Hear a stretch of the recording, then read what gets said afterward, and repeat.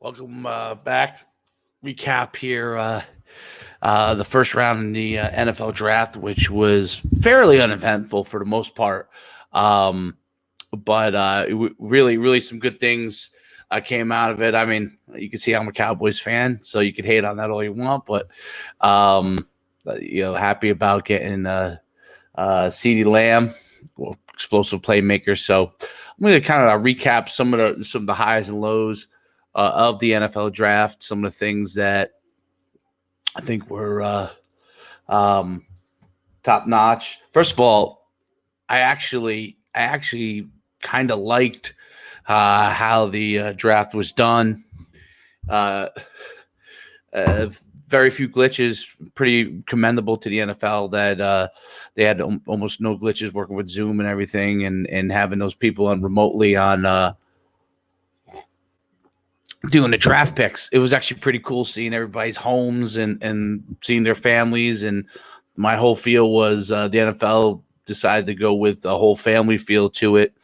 That's why you saw children, wives, everything like that. And then obviously in the athlete's home, I actually like seeing them in their home environment a lot better, and seeing who they are and the genuine celebrations when they actually got drafted, which was really cool stuff, which is I think a unique thing, and who knows if it'll ever happen like that again, but I thought they handled that part really, really well. So let's recap some of the things from the NFL draft, and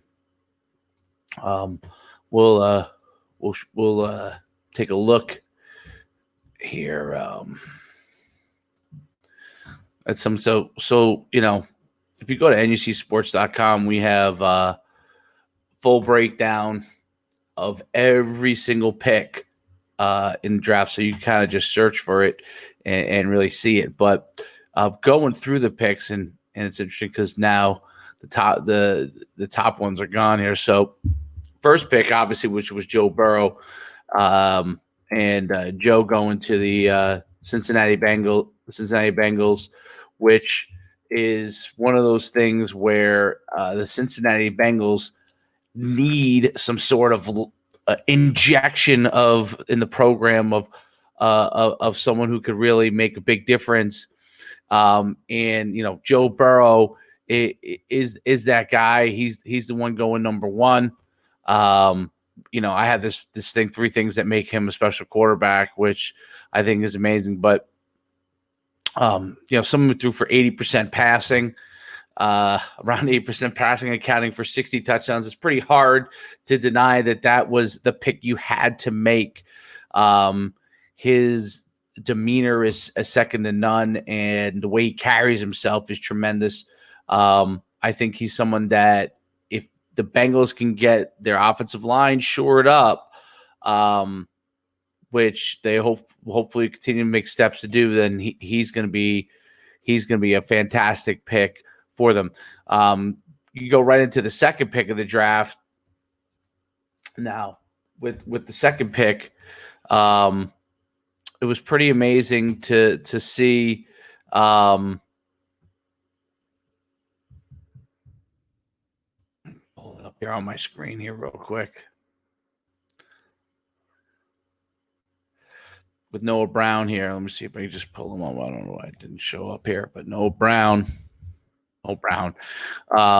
Noah.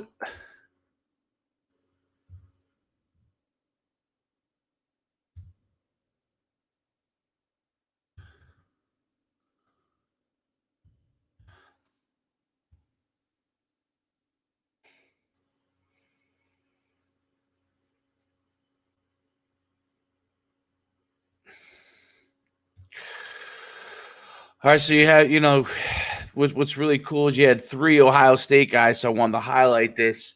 With Chase Young going number 2, and the cool thing about Ohio State, of the first 3 picks, all 3 guys were Ohio State at one time. So, Jeff Okudah going number 3 in the draft. Obviously, Chase Young from DeMatha High School going number 2. And you really had a really cool situation where 3 Ohio State players. It kind of shows you what kind of players Urban Meyer was bringing in, which is why they're in mix. But let's talk about Chase Young before we talk about Jeff Okudah. So Chase Young, as far as pass rusher goes, proved to be a Jadvian Clowney type figure. Amazing pass rush, has the ability to come off the ball as fast as anybody. And I think that when you go and see the speed and efficiency that he comes off the ball, he's someone that's going to be a potential Hall of Fame prospect. When you pick him at number 2, that's a lot of what they talk about.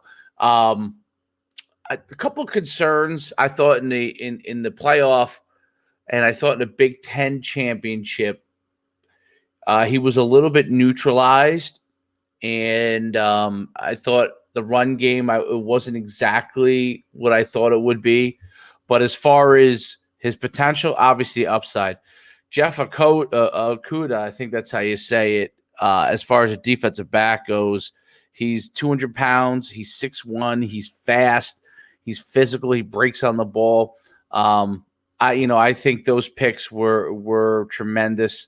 And then obviously, him going to the Lions. The Lions are in desperate need for Jeff Okudah. I'm talking about going to the Lions is in desperate need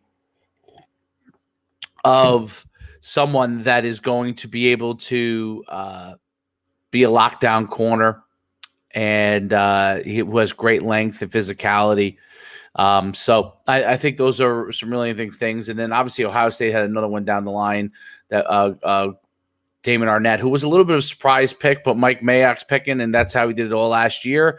He's going with what he wants. He's not worried about what the pundits say. He is a pundit, and he was a guy that did his own analysis. So I thought that was really cool. Jumping around from a pick standpoint, okay, when you go to Tua, which I believe was at number 5, and Tua going to the Dolphins, I think Tua is the kind of guy, and this is not to underscore Thomas, the tackle, but just want to cover Tua. So Tua is a huge upside guy.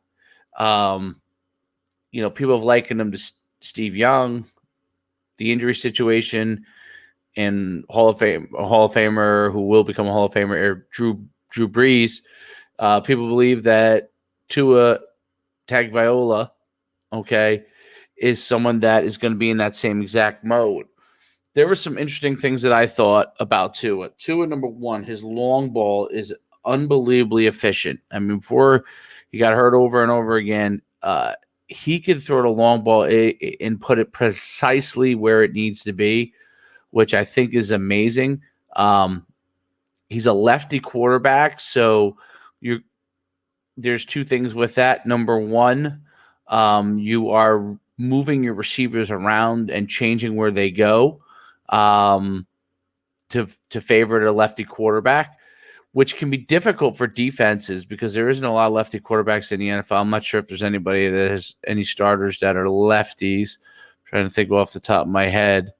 But a lefty quarterback can definitely throw a monkey wrench in defense. Is something that you're going to have to prepare for.